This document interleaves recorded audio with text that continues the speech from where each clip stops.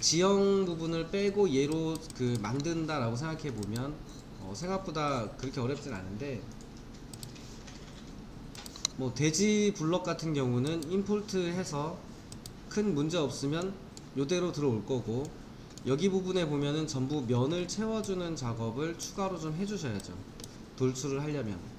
근데 이제 이 작업을 그 영역별로 전부 다 따로 해줘야 되다 보니까 그게 상당히 불편하거든요.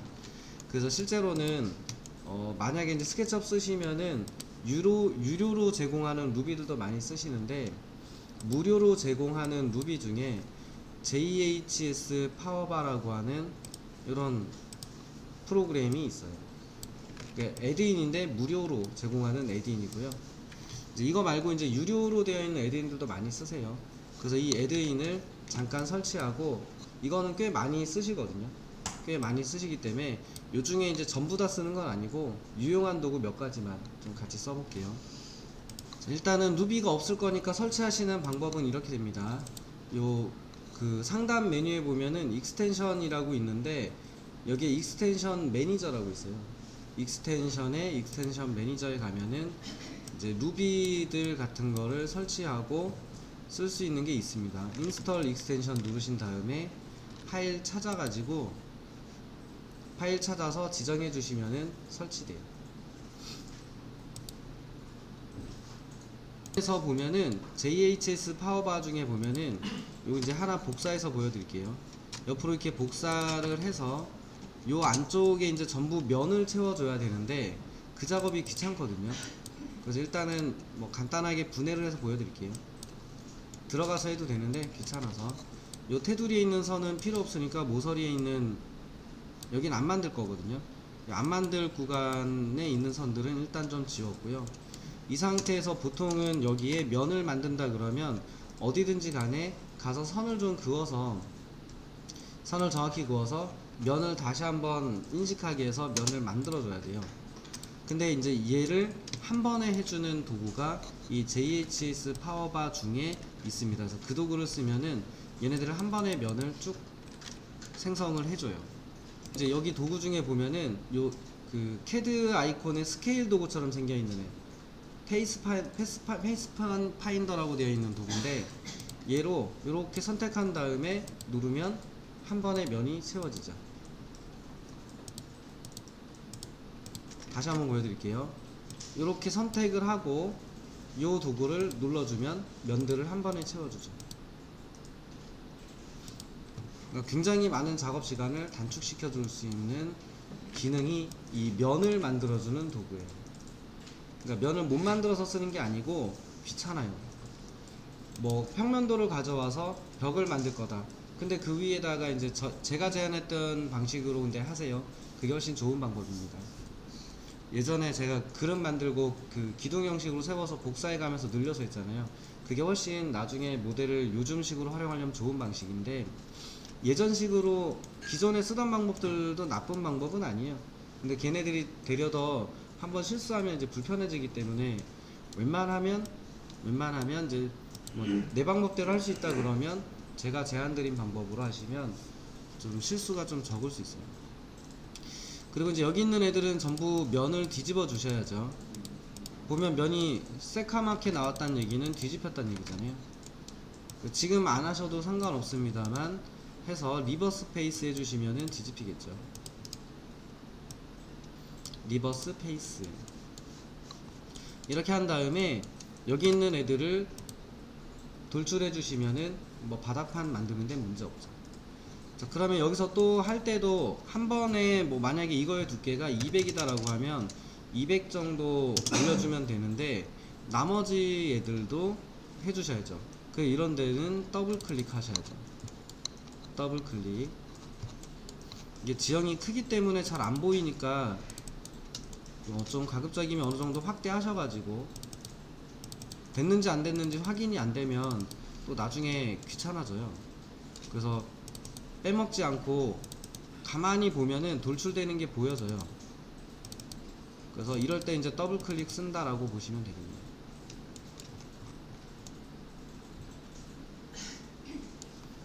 귀찮아도 두 번 하면은 2배 올라가기 때문에 조심하셔가지고 눈으로 좀 확인하면서 하시는 게 좋으세요.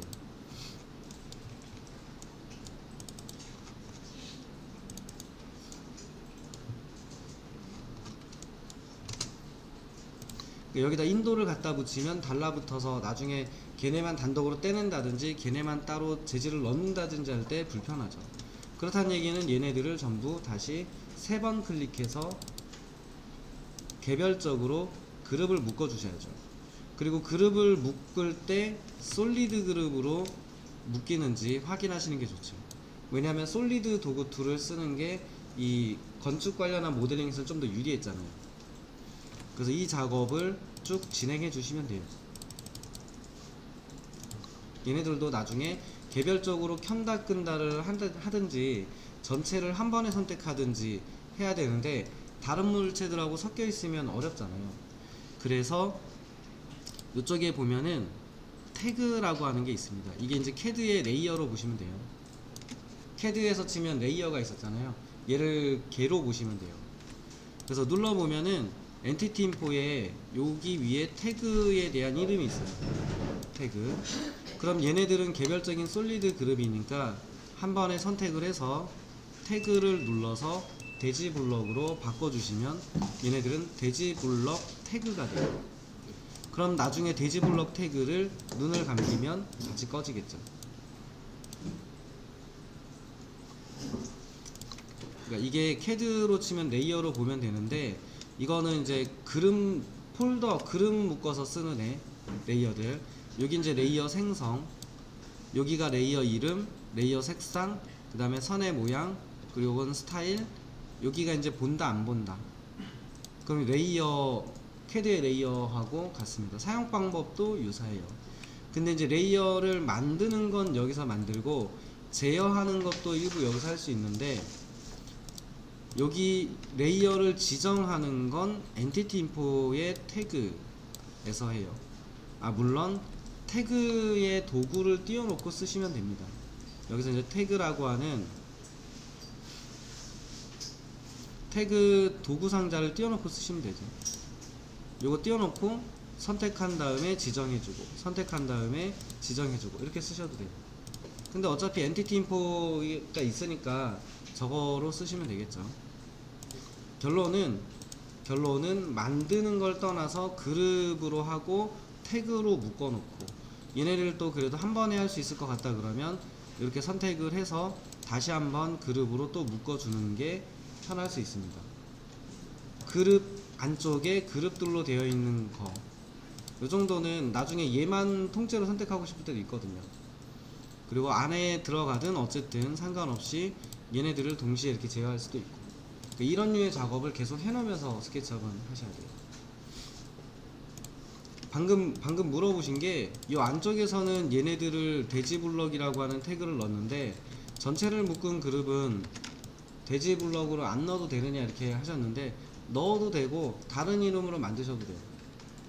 그러니까 요게 조금 차이점인데 그것까지는 큰 의미는 없는데 지금 보면은 그 대지 형상들을 묶어놓은 그룹의 태그는 요 위쪽에 있는 얘예요. 그러니까 실제로는 얘는 이렇게도 제어가 되는 거죠.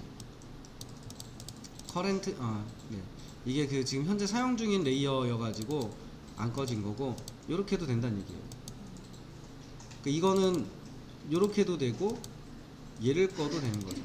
이렇게. 그러니까 그룹으로 묶으면 얘가 또 다른 형상이거나 덩어리로 인식이 되기 때문에 거기다 다른 걸 지정하는 것도 가능해요. 저거를 잘 조합하시면은 조금 만드는 건 귀찮지만 관리는 좀 수월한 이런 체계도 만들 수 있습니다. 여튼 잘 묶어 쓰셔야 된다 이렇게 돼요. 이제 그 다음에 이제 이왕이면 얘도 어느 정도의 나머지 정보들도 가진 상태로 쓰면 BIM을 지원할 수 있다 했잖아요. 그래서 이제 빔을 지원하기 위해서 만들어진 게 요런 데 보면 있는 타입을 눌러보시면 IFC라고 하는 요것도 이제 또 다른 분류 체계로 보시면 돼요. 또 다른 분류 체계인데 여기 안쪽에 여기에다가 정보를 입력할 수 있어요. 요거를 누르면 뭐 빔도 있고 도어도 있고 뭐 칼럼도 있고 커튼홀도 있고 카테고리들이 있죠. 그럼 이거에다가 직접 카테고리를 지정하는 거예요. 요걸 누른 다음에 요거는 도어예요 이렇게 넣는 거예요. 이거의 가격은 얼마예요 이렇게 직접 다 손으로 넣어주는 거예요.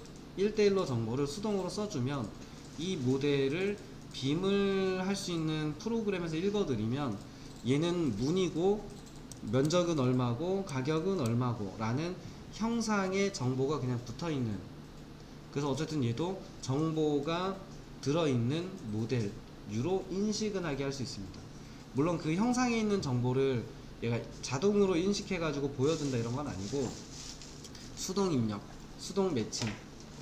근데 그럴 수 있습니다. 왜냐면은 뭐 이렇게 면적이나 이런 거는 좀 자동으로 나오는 애들도 있고 기타 나머지 내가 그냥 손으로 넣어줘도 충분한 기초적인 정보들이 꽤 있어요. 예를 들면 창문 같은 경우는 가로, 세로, 그리고 개수, 재질 이 정도만 있으면 창문에서는 뽑아낼 수 있는 정보는 대부분이거든요.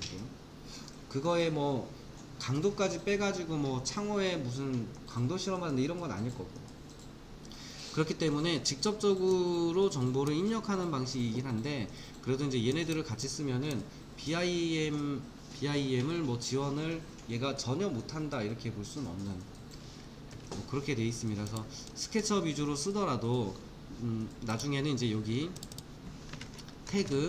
태그라고 하는 것에 IFC 정보를 입력해서 그거를 정보를 리스트로 뭐 뽑아서 이렇게 쓰는 방법들을 같이 좀 미리 연습을 해두세요.